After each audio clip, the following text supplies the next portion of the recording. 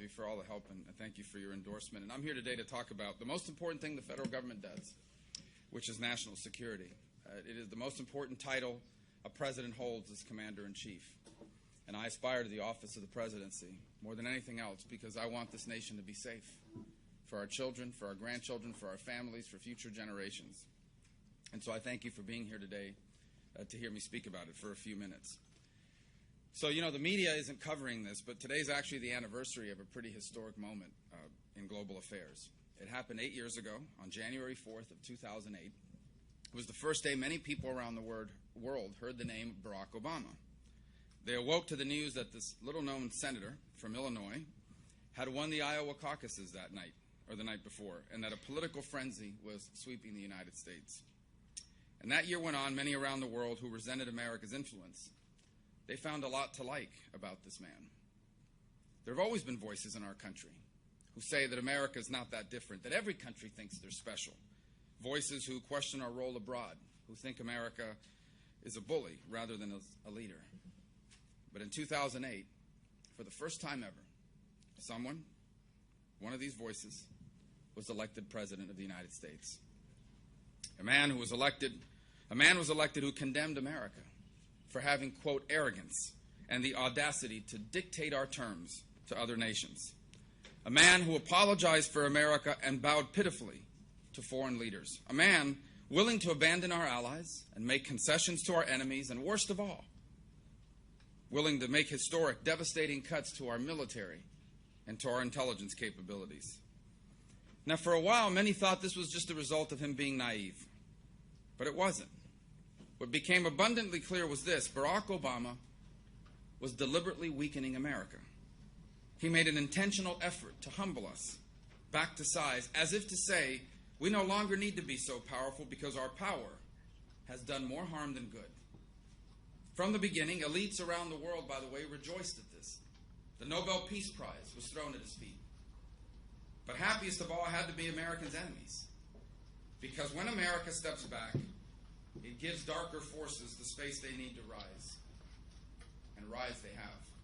Let's take a quick tour of the world Obama leaves behind for us.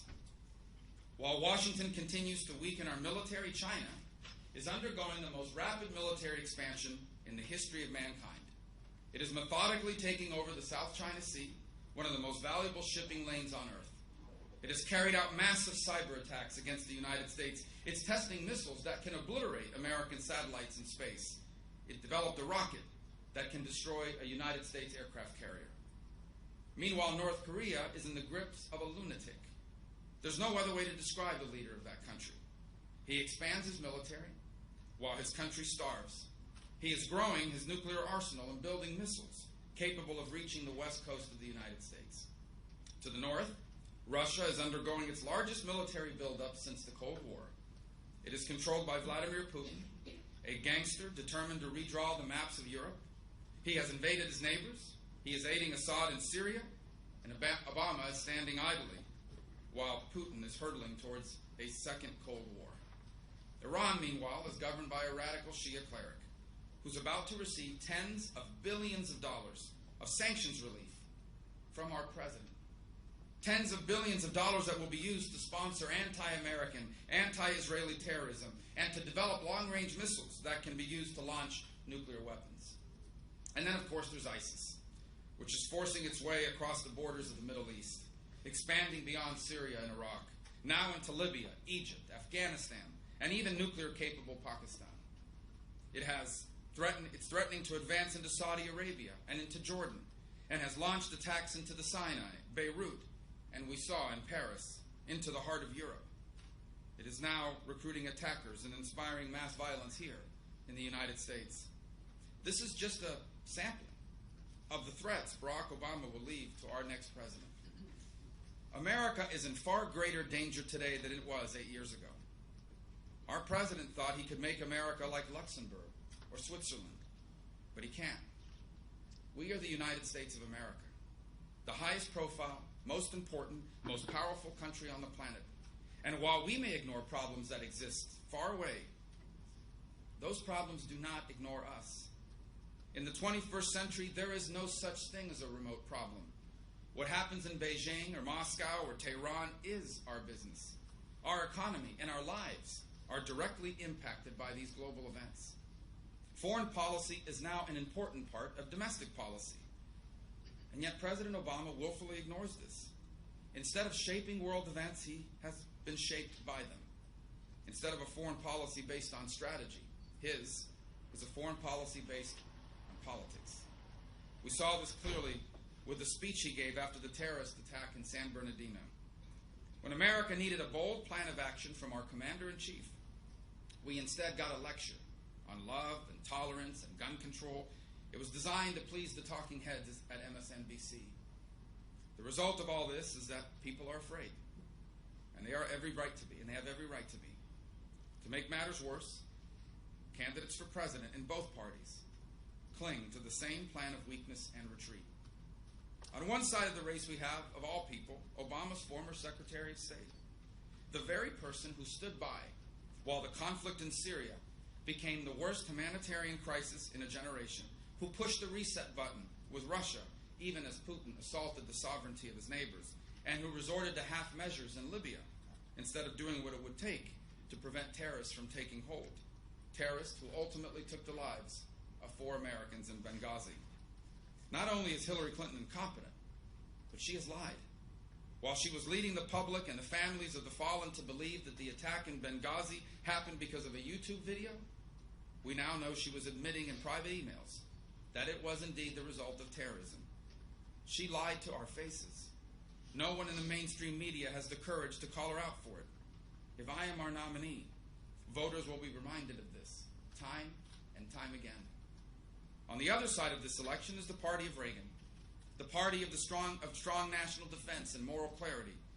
And yet we do have some Republican candidates who propose that rulers like Assad and Putin should be partners of the United States, and who have voted with Barack Obama and Harry Reid rather than our men and women in uniform.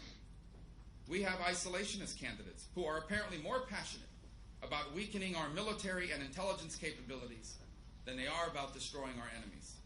They talk tough, yet they would strip us of the ability to keep our people safe.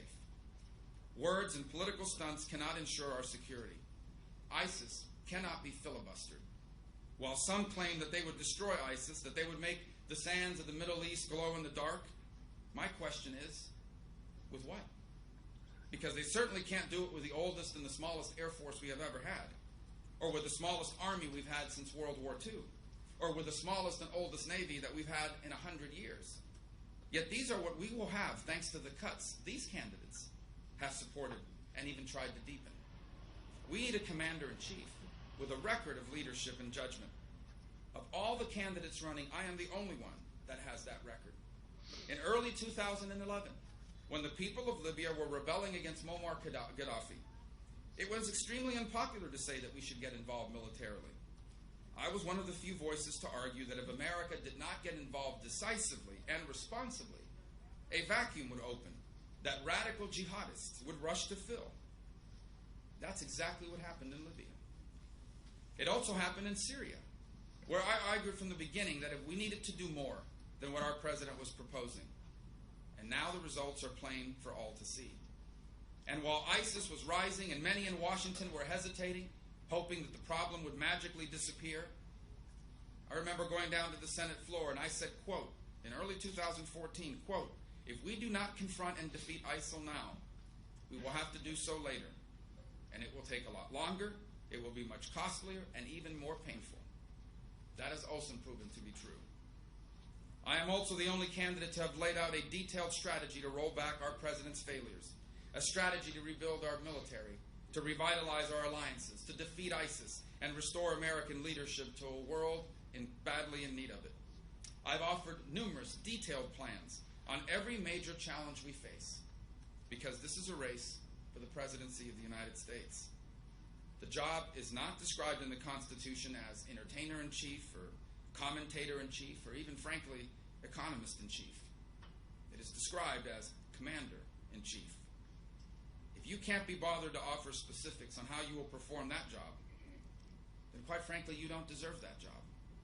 When you vote for me, you will know exactly what you get. You will get a president who destroys terrorists overseas by authorizing whatever tools our commanders need. You will get a reversal of the defense cuts that Obama and Harry Reid have forced on our military. You'll get a leader who upholds the promise we make to our men and women in uniform that we will never send them into a fair fight because they will always be equipped with the upper hand. And anyone who supports Obama's disastrous defense cuts, anyone who supports those cuts cannot make the same promise. And I will realize that American personnel are in harm's way every day, that no matter where we place them, they must be adequately protected, so that what happens in Benghazi will never happen again, so that what happened in Chattanooga will never happen again, so a young American somewhere in Afghanistan, or tonight in Iraq, or serving in an embassy somewhere in the world will not be vulnerable to attack. And by the way, it's not just American personnel serving abroad who are in danger. It's also our people here at home. And that's why it's more important today than ever to protect our people's right to protect themselves. President Obama's executive actions limiting gun rights will restrict our law-abiding citizens, not the criminals or the terrorists who target them. In fact, the president has not even attempted to point to a single mass shooting these actions he proposes would have prevented, because there isn't one.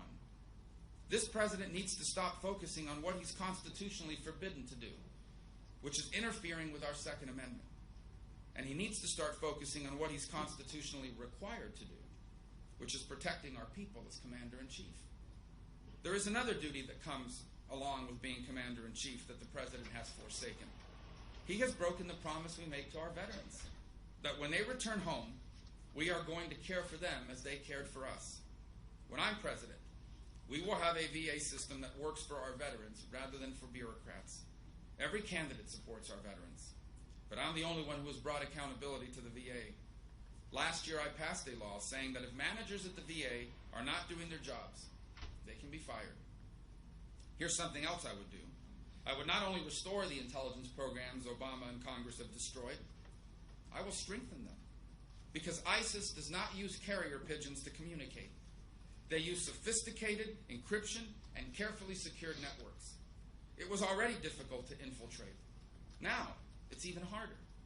If ISIS had lobbyists in Washington, they would have spent millions to support the anti-intelligence law that was just passed with the help of some Republicans now running for president. When I'm president, we're not going to violate the civil liberties of Americans, but we are going to capture as many terrorists as possible. And when we catch foreign terrorists abroad, we're not going to take them to the courtroom or read them their Miranda rights. Unlike some candidates, I don't think foreign terrorists captured abroad should get any rights under the Constitution or in our courts. America cannot fight terrorism from a courtroom. We cannot prosecute ISIS out of existence. When I am president, foreign terrorists caught overseas will receive a one-way ticket to Guantanamo, where we will interrogate them and gather as much information as we can to prevent future plots. And if you're an American who has committed the ultimate act of betrayal against our country, I will have no qualms about treating you like the enemy combatant you are if you have actionable information and you refuse to cooperate. Our next president needs to be someone prepared on day one to execute his or her duty, someone with the judgment and the vision to lead this country back. And I will be that president. I will be a president who doesn't just believe America is the greatest country in the world. I will be a president that acts like it. I will take the global stage and say that I know what the last 8 years have been like, but America's back. We once again have a president who understands our role in the world. That role is not to do everything or to try to solve every problem, but that role is to do absolutely everything required to keep this country safe. And it is to lead and be an example to an afflicted world. We are the only nation capable of bringing others together to confront global challenges. And when I'm president, we will do so. 8 years ago today, our nation and our world took a turn for the worse. But we are not a weak country. We just have a weak president. And starting in a few weeks, we can take a turn back towards strength, towards greatness, towards opportunity and prosperity for all. New Hampshire plays an important role in that. And so today I'm here asking for your vote, because the time to act is now. We cannot afford to elect Hillary Clinton, because America cannot afford another 4 years like the last 8. And we cannot just settle for any Republican, because this election is not a choice between two parties. It is a generational choice on our identity as a nation and as a people. I am running for president because while America owes me nothing, I have a debt to America I will never fully repay. America changed the very history of my family. All of us have benefited from the extraordinary story of America, from its greatness around the world and its opportunities here at home, from the safety of our veterans and our troops have provided, and from America's tradition of strength that has existed across generations. With all my heart, I want my kids and yours to grow up and inherit an America equally as safe, equally as strong, equally as great as the America that changed my parents' life, as the America that changed the world. I believe we owe that to our children. For the greatest nation on earth is what we inherited, and that is what we must pass on, and that is what we will pass on if I earn your support and your vote. So I thank you so much for being here today, and I look forward to answering your questions. Thank you.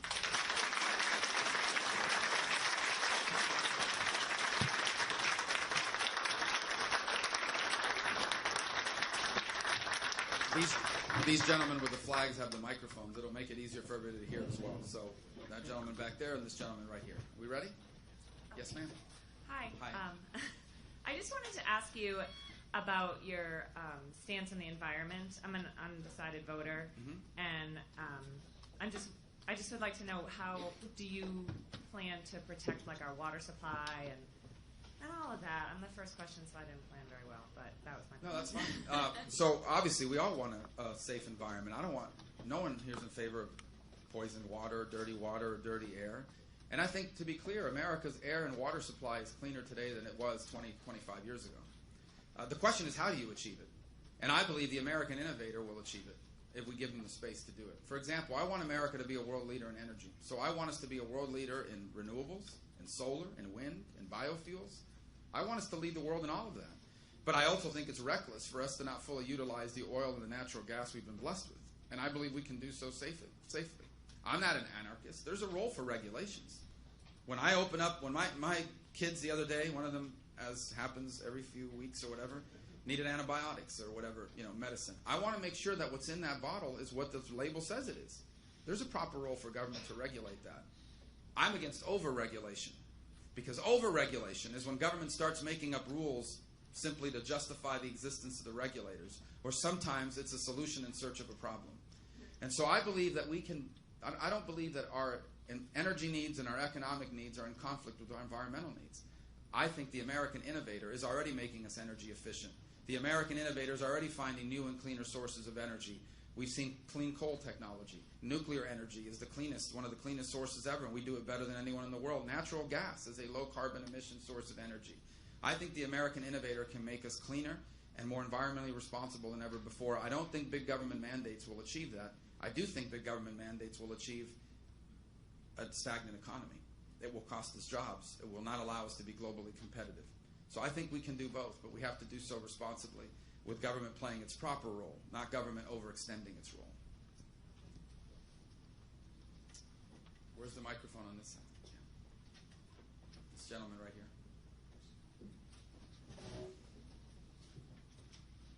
Yes, thank you for coming. I was there last night in Raymond, hear you talk, and I didn't get a chance to ask my question.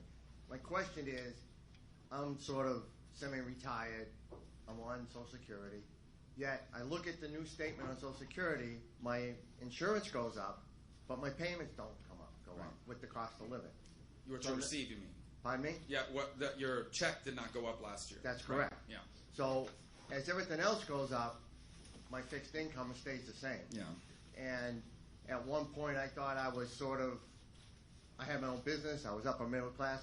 Now I'm on the verge of being lower middle class, in that tier.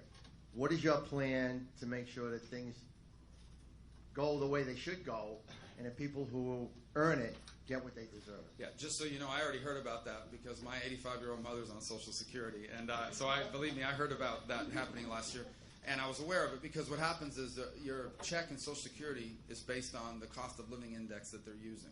And so what it does is it looks at prices in the economy and basket of goods, and it says this is the cost of living didn't go up last year because these things aren't more expensive.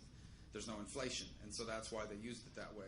I actually think we should re-examine the basket of what we use as the cost of living index for Social Security. It should more accurately reflect what seniors and retirees spend their money on, and I think and readjust it in that way.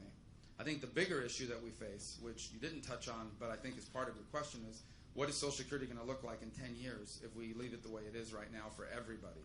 And the answer is it's going to be in a lot of trouble. The Social Security Disability Fund is already bankrupt. That means unless we make major reforms here in the next few months or in the next year, recipients of the Disability Fund are only going to get 85% of their check because it's running out of money. The same thing could happen to Social Security, which would not just be flat check, it would actually go down. So that's why it's so important for us to reform Social Security and Medicare. And if we do it now, we can reform it in a way that doesn't disrupt you or my mother or anyone else who's retired or about to retire. But people like me that are 20 years away from retirement, or my children, our Social Security is going to have to be different than yours, or it won't exist at all. And I've talked about what that looks like. Right now I'm scheduled to retire at 67. I may have to retire at 68. My cost of living, if I've made a lot of money, may not grow as fast as someone who perhaps made less money. And my Medicare benefit could very well be the option of taking that and using it to buy a private plan that I like better.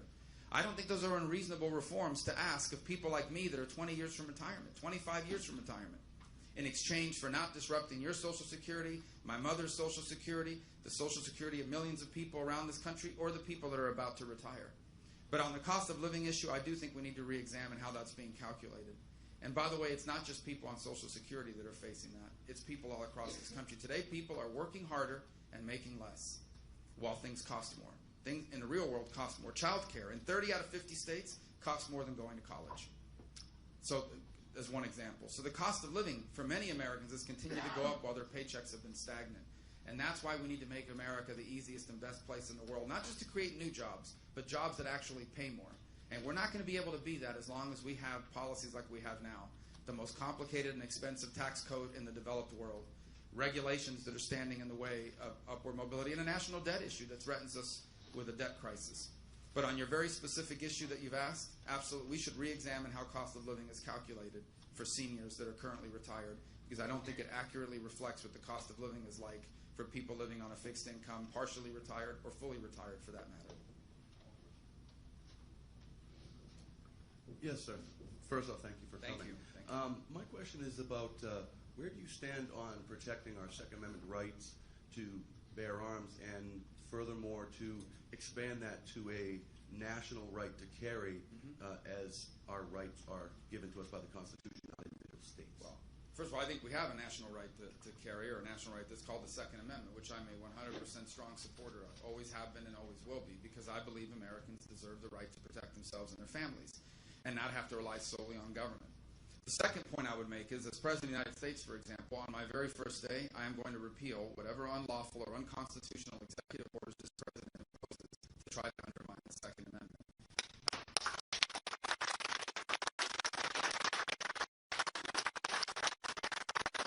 And the reason is not because I'm in favor of gun past the background check, because they hadn't committed crimes in the past, but they just don't care what the law is. About 10 days ago, a young boy in Miami, Florida, he was 9 years old, he was a teammate of my youngest son, was sitting on the porch of his home the day after Christmas, and he was shot and killed. And his funeral was, and obviously I wasn't able to attend. It was very sad, and it was covered by the media to some extent as well. And he was shot by a thug, a 19-year-old punk who was shooting at somebody else, and this little boy was in the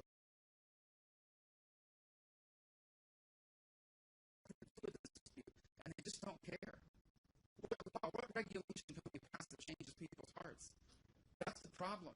We have a violence problem, and we need to get to the core of it, but it isn't through government. It's as parents, as communities, as people involved in our in our cities and in our towns. This is a very serious issue, but it is a cultural issue, and I can just tell you this. You can't have a strong country without strong people.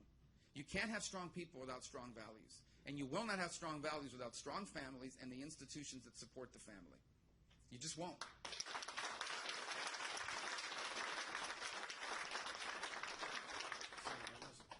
Senator, I'm a social media manager, and I see that ISIS is very active on social media.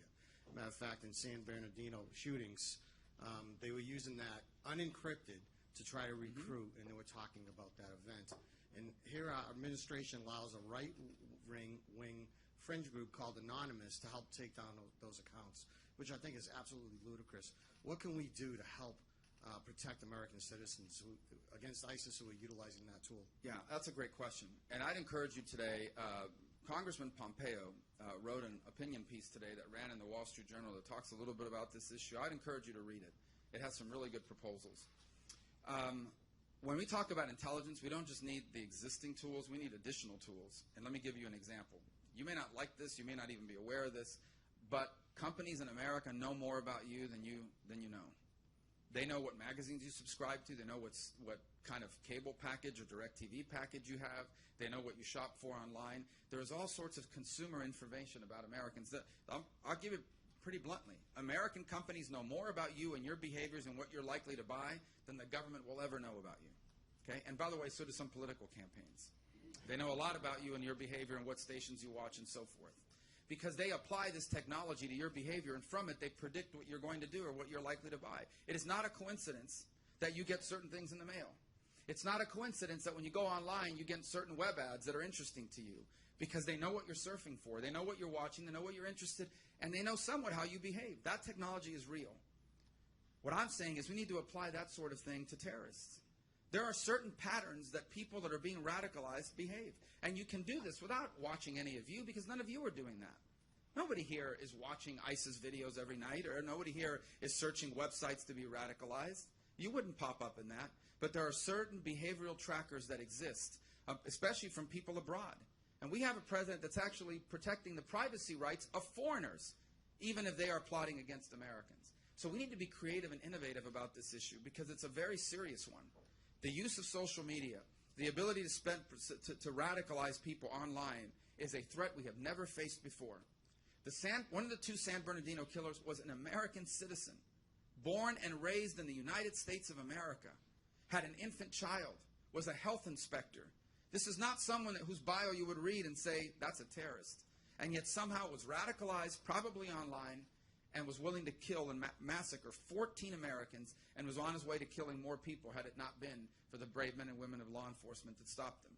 We have to be able to identify this before it happens in the future. This is a very new, we have never faced a challenge like this before. And I believe we are capable of identifying people like this and stopping them without violating your privacy rights, without violating your civil liberties. Because you're not the target, they are. And it is their behavior that stands out from yours that will allow us to identify people like this before they carry out these attacks. Guys, this is not a game. I'm a member of the Intelligence Committee. I review this stuff almost weekly. I see the threats lined up against America. I see the information we have, and I shudder to think the information we don't have anymore, because they figured out how we collect intelligence and therefore are able to hide it from us. I see that every FBI field office in America has at least one open and active investigation on a homegrown violent extremist. The threat we face is new and real, unlike anything we've ever faced before, and we need to confront it. This is not going to get better on its own. It needs to be stopped. It is the most important thing the federal government does. It will be my top priority as president to keep us safe from the threat you described and other threats we face.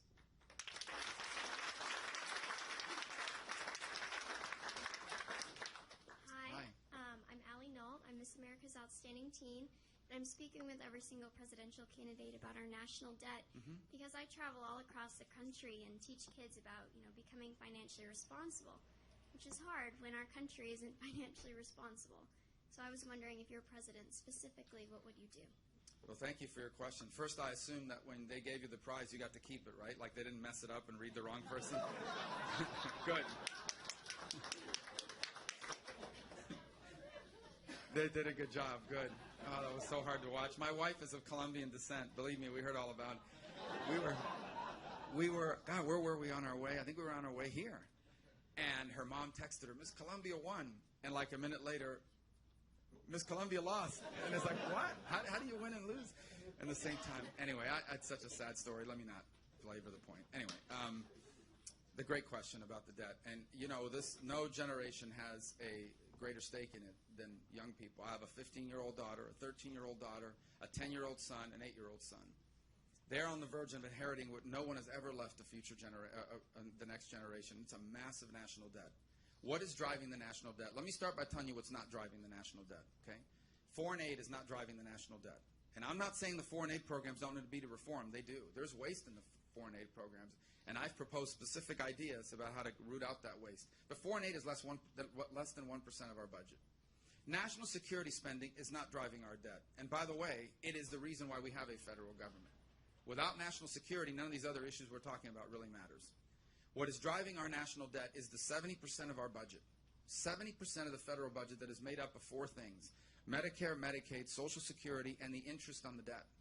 In fact, if the interest on the debt, the interest we pay on debt, goes up to a normal historic number anytime soon, we're going to be spending more servicing the debt than we are in our military. So we face a very serious situation. $20 trillion in debt, and by the way, in the next 10 years, it's going to explode as baby boomers retire. Why? Because the driver of our debt is the way Social Security and Medicare in particular are structured for future generations, for you, for me, for my children, the way it is structured. It's what this gentleman asked about a moment ago. We need to fix this. Let me tell you this point blank. Any candidate that tells you we don't have to do anything to Medicare and Social Security is lying. Anyone who tells you we don't have to do anything about Medicare and Social Security, leave it the way it is, they're in favor of bankrupting it. It is going broke. It is spending more money than it takes in. You're going to have a record number of Americans retiring in the next 10 years, and they're going to live longer than anyone's ever lived. And it doesn't add up. It was designed for 16 people paying in for every person receiving their money back because they paid into it. Now it's down to 3 people paying in for every person receiving a check. It'll soon be 2 people paying in. So you can see the math doesn't add up. Here's the good news. We can fix this without disrupting it for my mother, who's 85 and cannot afford any changes, for people that are retired now that can't go back to work, for people that are about to retire that have been paying into it for all these years. We can fix this without disrupting it for them. But you and I, your generation, my children's generation, our Social Security and Medicare is going to have to look different. It'll still be the best thing in the world. There won't be anything like it on this planet, but it'll have to be a little different.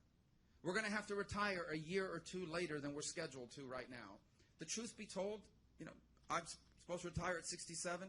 If I have to retire at 68, I'm willing to do that if it means saving this program for me and for my children and not having to change it for people that are on it now. If I've made a lot of money, my Social Security check is not going to grow as fast as it grows for someone who didn't make as much money. Medicare could be the option of doing what we do now a little bit with Medicare Advantage, which is taking your benefit and buying a private plan that you like better than the normal Medicare or fee-for-service. These are not unreasonable changes. And if we make them now, we can begin to put the debt under control. And if we combine that with robust economic growth, then the percentage of our economy made up of debt will shrink in comparison to the size of our economy. If we do nothing, we're going to have a debt crisis. We're going to have a debt crisis well before you're my age. We're going to have a debt crisis well before potentially before the next president finishes 2 terms. We will have a debt crisis. It is the most predictable crisis in American history, and these people are doing nothing about it.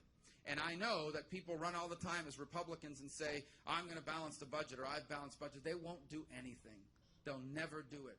Congress will never balance a budget unless you make them do it, which is why I think we need a balanced budget amendment. Congress will never pass a balanced budget amendment. The only way you are ever going to get it done is if the people take charge of this issue, and you can. You see, the framers of our Constitution were geniuses. Geniuses. We were so blessed that they all lived in the same place at the same time.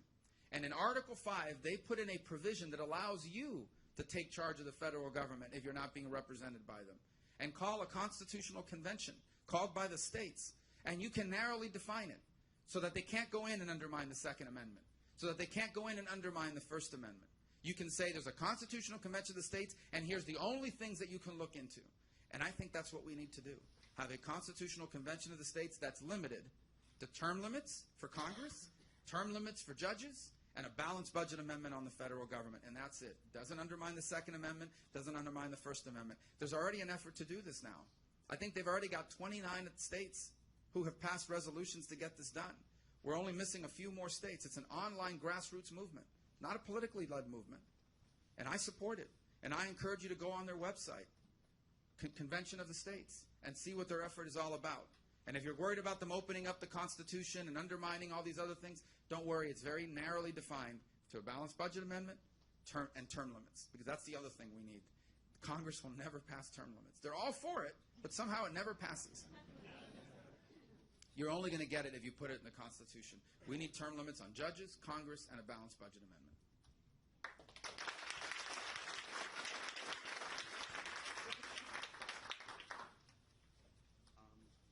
So I'm in college right now, so a big thing is like student debt throughout the country, and that's especially attributed to the rising cost of college, especially due to like a failed financial aid system. And you are for education reform as far as I know, and I'm just wondering what you have to say about that. Student loan debt is a huge problem in this country, and I know it not because I read about it. I had a student loan. It was over $100-something thousand. When I was elected to the U.S. Senate, I'll never forget, we did our first financial disclosure that you have to do, and I had to put down I owed over $100,000 in student loans in 2011. I was paying at the time over $700 a month. But that's not bad compared to what I was paying before, which was $1,300 a month when I still had undergrad debt. When I first got married, those first couple of years, the single biggest item every month was student loan. It was more expensive than the car. It was more expensive than our rent. It was more expensive than anything. And I never would have gotten rid of that loan had I not written a book, now available on paperback. I would say that, so if you're interested. Yeah, thank you. The press people that cover us have heard me say, how many times have I said that, guys? All the time. It's not a joke. It's available on paperback. So anyway, actually I have two books. The second one's paying my kids' loans. But anyway, the point is that, so this is a huge issue for me personally. The reason why we have so much student debt, actually, here's what happens, because I've seen it. You know, I'm on leave now, but I'm a professor of political science at Florida International University. Even in the Senate, it's like a little part-time thing that I do, and I enjoy doing. I've been doing it for 8 years. The students that are taking on debt even in undergrad, you know who they are? They are the students of parents that aren't rich, but they make more than enough money, so they can't qualify for financial aid, but they don't make enough to pay for school. So the only option they have is a student loan. Now they work, but even sometimes that's not enough, because it's not just tuition. It's books, it's fees, it's all the other things they pile onto you. You ever seen their statement? The tuition is low. Yeah, but you've seen the fees? They're charging you a fee for the new stadium. They're charging you a fee for the new building they built. They're charging you a fee for all the executive vice presidents of student feelings. And so all of these things start piling up. And so all of these things are real significant, and they start to pile up. Why is that happening? Higher education in America is a monopoly. A monopoly. The only people who can accept financial aid are accredited colleges and universities, who accredit themselves. There are only 6 accrediting boards in America. They are controlled by the colleges themselves. So if tomorrow, there are great programs out there that allow you to learn online. There are great programs out there like Coursera and others that say, tell me who you are, what you've done for a living. If you can prove to us that you know something, we'll give you credit for it. But these accrediting agencies will not accredit them. Why? Because they're not part of the group, and they're free in many cases. They're very low cost. So the first thing we have to do is open up higher education so you don't have to take classes in things you already know about, because you learned it at work, because you learned it in the military, because you learned it while you were in high school, because you learned it on your own. You can prove I have mastered a subject on my own through millions of learning sources that are now available online or in other ways. You shouldn't be forced to take credit for that. If you've served 2 tours of duty in the Middle East, that is worth at least 3 credit hours in Middle Eastern affairs, in my opinion. So as an example. And so if you've worked for 10 years as a receptionist at a law firm, you should be given credit for something you've learned while in your time there. So the first thing is allowing more competency-based learning. It will allow you to spend less time in school and have to spend less money, and it'll create competition. So these schools can't just charge anything they want. The second thing we need to do is create alternatives to the student loan, especially at the graduate level. That's why I've proposed something called the Student Investment Plan. It would allow you to take your GPA and your transcripts and your resume and everything else to a private investment group. A private investment group that, for example, maybe invests in small businesses or startup businesses. They will now also be allowed to invest in a person because they believe you're going to be financially successful. And so they're willing to pay $30,000 for you to go to graduate school because they think you're going to make millions. And you're going to pay them back a percentage of that over a defined period of time. If you become financially successful, they're going to make their money back with a profit. They made a great investment. But what if you decide I'm going to drop out of society and live in a tent in Australia? They made a bad investment and they lost their money. Why is that better than a loan? Because all the risk is on the investment group. It's all on them. It's not like a loan. The only way you get rid of a student loan is you die or you pay it off. You can't get rid of it in bankruptcy or anything else. So it's another alternative to the student loan. The third thing is you need more information. Today, when you go to a school, my daughter's about to start this process in a year, you have no idea what the differences are. You have to go off Reputation or U.S. News and World Report. So what if I told you there are two schools? School number one costs $100,000 for 4 years, and the people that graduate there with a degree in political science make $40,000 a year. School number two costs $20,000 for 4 years, and the people that graduate from there make exactly the same amount of money. Well, now you've got a wise choice that you can make between two competing schools. One costs more than the other, but you make the same amount of money when you graduate. That information today is not available to students. When I'm president, it will be. That's a bipartisan idea. It's called Right to Know Before You Go. And what it says is that before you take out a student loan, the school's going to have to tell you, this is how much people make when they graduate from my school with your degree. And you will be able to compare it to other schools to see if it makes sense. And the last thing is, I believe we need to make income-based repayment the automatic and default method of repayment on loans. Why? Because if you owe $100,000 and you can't make the payments are $700 a month and you can't afford it, you just don't make the payments. And so you default, your credit is ruined, now you can't buy a house and you're locked out of the economy. If we collect $50 a month from you, that's never going to pay off your loan, but at least you're not in default, and at least we're collecting something. We're ruining young people's lives. We are destroying their credit forever. Because your credit, it's a 7-year cycle. But every time you miss a payment or don't make a payment, the 7 years gets elongated and elongated. People that may never be able to buy a home, that may never be able to start a business. Because when they pull up their credit, it's going to say they have a $100,000 loan they've never paid. Because they paid $100,000 for a degree that didn't lead to a job, and no one told them that before they did it. So there is no silver bullet. The competition will help. The choices will help. The income-based repayment will help. The alternatives to student loans will help. The information so you can make a wise choice will help. But we need to deal with this because I'm telling you, this is a major problem.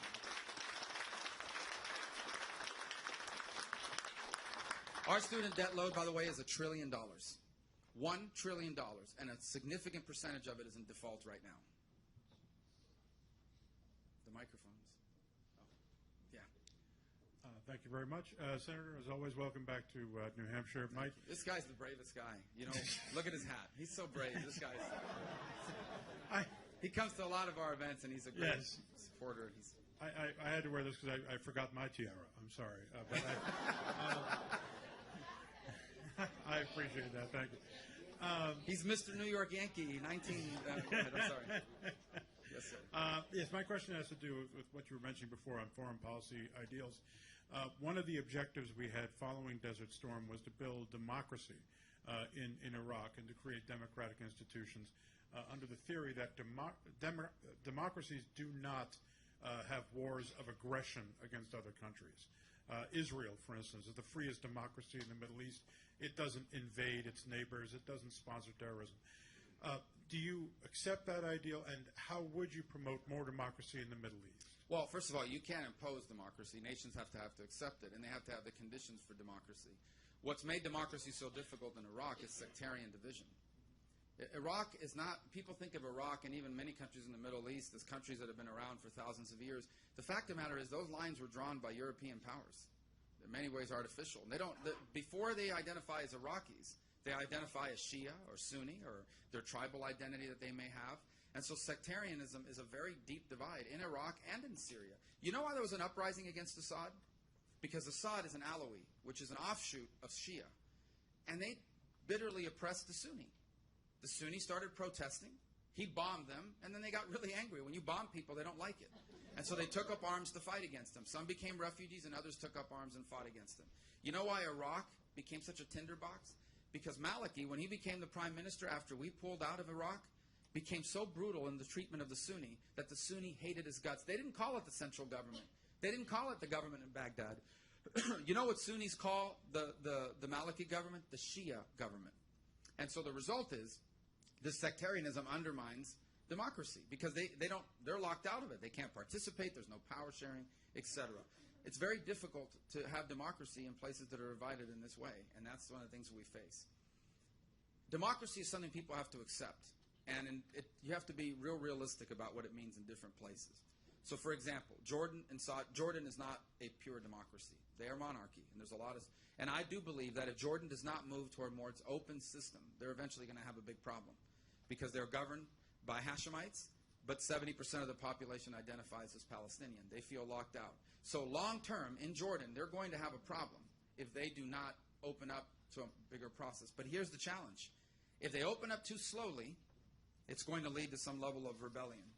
If they open up too fast, it's going to lead to chaos and potentially Islamists taking advantage of it. So I think we need to look at examples of what's happened around the world years ago. What happened in the Philippines, where we had a pro-American dictator, but Reagan was able to carefully manage that process and nudge him slowly in the right direction until the Philippines became a democracy. South Korea. South Korea was a military dictatorship that slowly moved in the right direction until it became now not just a stable democracy, but the 9th largest economy in the world. So I think each country is very different. Saudi Arabia is not a democracy. But another great example is Bahrain. Bahrain is a majority Shia country governed by Sunnis, and I've argued repeatedly, these are important allies of ours. You guys have to figure out a way to give the Shia in your country more space, or they're going to rebel against you, and Iran's going to take advantage of it.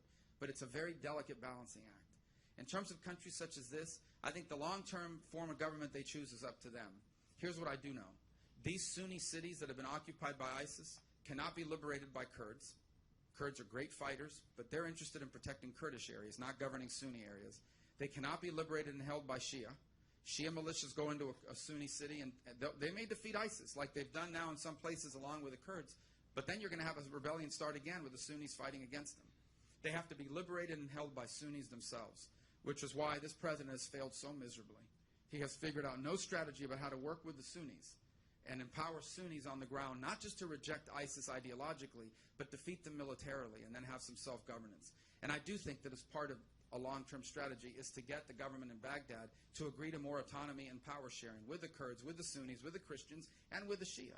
In the absence of that, you're not going to have stable countries. It's a very difficult thing to manage, and ultimately it's on them to choose it, not us. Our primary interest is ensuring that these countries do not become unstable in a way that allows vacuums to be created where radical terrorists can move into those vacuums and use it as an operating space. That's what we're always on the lookout for.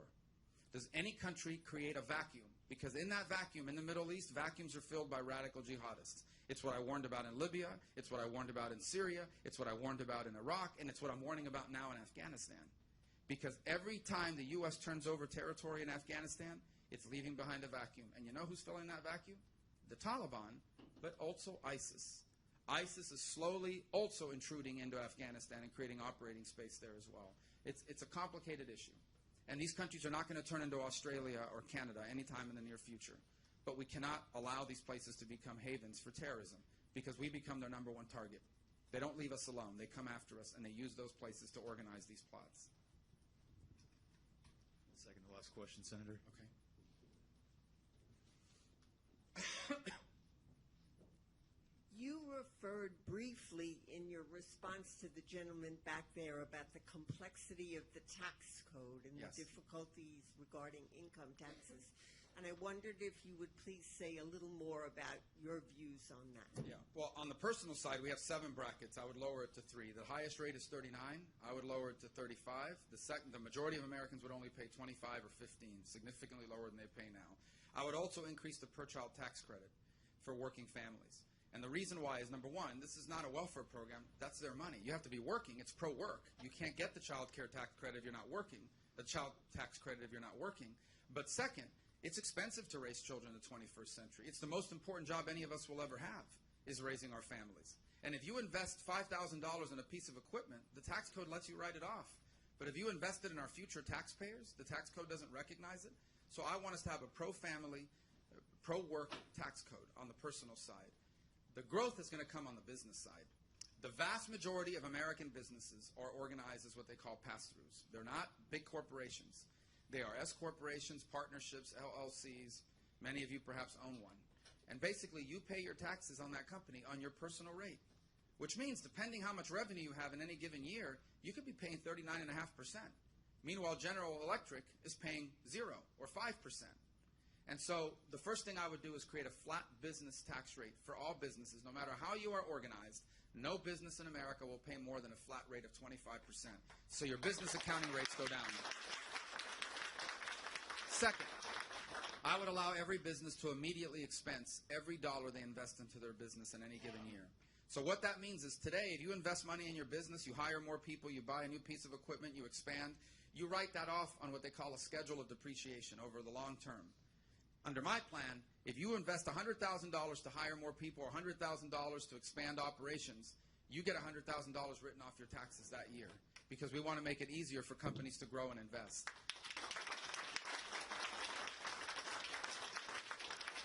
The third thing is we have $2 trillion of American corporate cash sitting overseas. And you know why they're sitting overseas? The reason why it's sitting overseas is because we are the only major industrial country with a worldwide system of taxation. So if you open up a business and let's say you sell things in Germany and you make money in Germany, you have to pay German taxes. And then you say, from the money I made in Germany, I'm going to bring it back to New Hampshire, and I'm going to expand and hire more people in New Hampshire. When you bring it back, they're going to make you pay taxes on it a second time. So no one's going to do that. Instead, they'll just say, forget it, we'll just leave it in Germany and hire more people in Germany. And that's why there's $2 trillion sitting overseas. You know what $2 trillion adds up to? It is equal to the size of the entire Russian economy. $2 trillion. How do you bring that back? You go to a territorial system of taxation, like every other major country has. And what it says is, if an American company is making money in another country and you've paid taxes in that other country, you're not going to pay taxes on it a second time when you bring it back to America. And that will allow to bring most, if not all, of those $2 trillion back here, where you will be able to invest it and immediately expense it and hire more people and create jobs and opportunity here instead of there.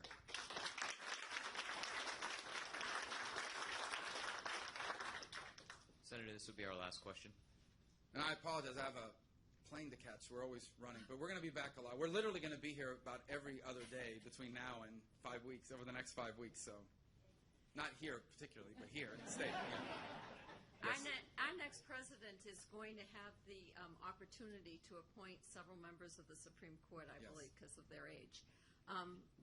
I know that you're pro-life, and you're against abortion, even in the case of rape and incest. Are you going to have a litmus test for whoever you appoint to see, what their stand is on abortion, and maybe with the thought of overturning Roe versus Wade? Well, this is an important question. I'm glad you asked it. Number one, I am pro-life. I'm pro-life despite understanding how difficult this issue is.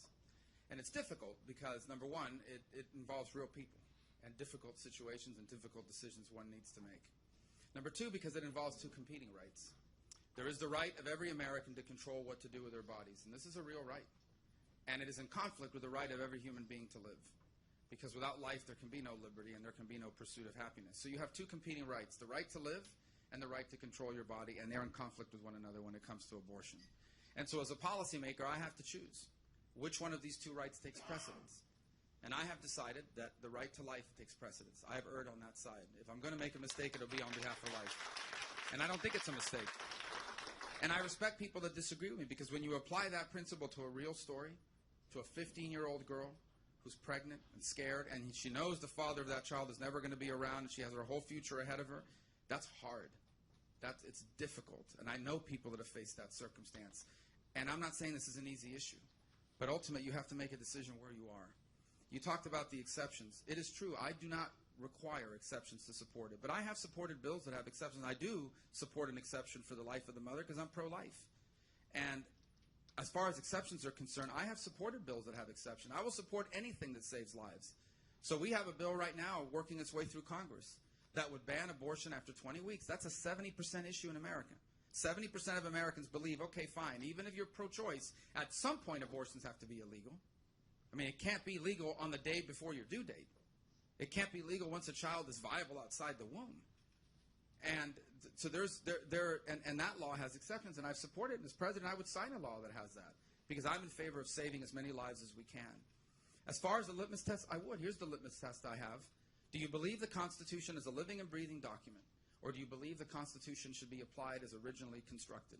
If you believe that the Constitution is a living and breathing document that can be manipulated to reach whatever policy outcome you want, I will never appoint you to be a judge at any level of the federal government.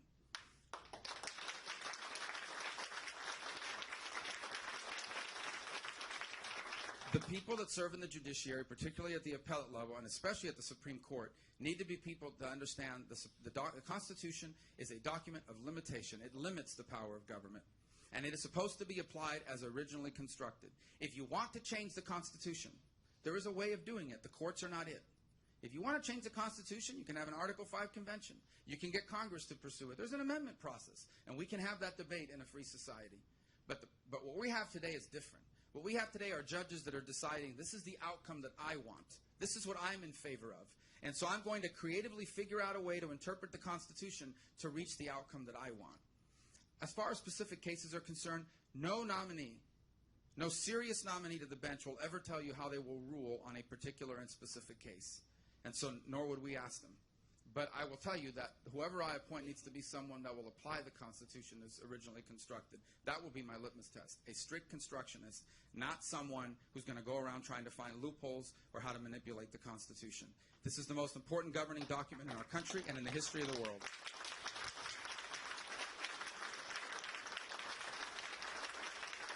Well, I truly